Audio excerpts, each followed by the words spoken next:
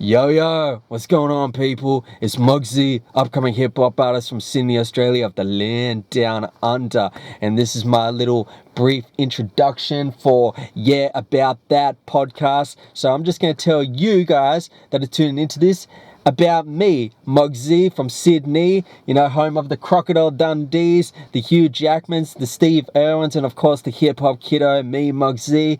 And to tell a little brief about myself, a little origin roots, man, I've been doing hip hop music since the age of 14 in the early thousands, and I'm 28 now, so that's roughly, 13 years or so.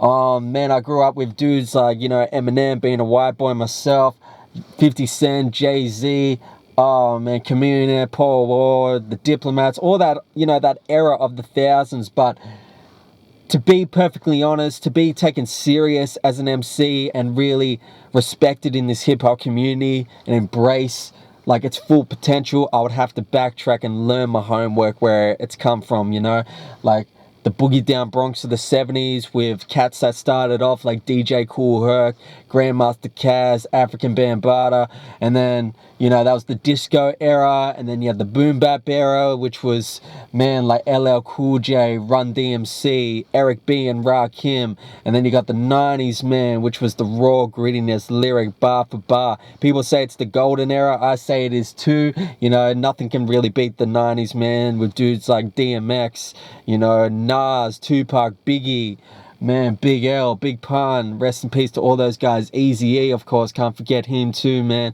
Like, just, I could go down a whole list of cats. And, Wu-Tang Clan as well, man. And then you have the 90s, which was the platinum, and coming into sort of the commercial element, which dudes I labeled before.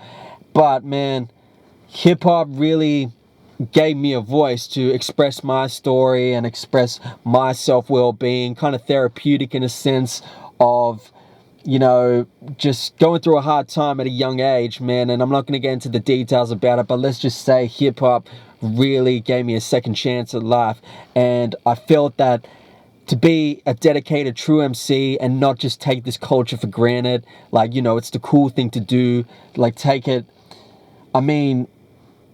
really respect where it's come from and really, I guess, deserve my spot in this place, I would have to learn and really respect the culture of the craft and learn where it's come from and how it's became so universal and so worldwide.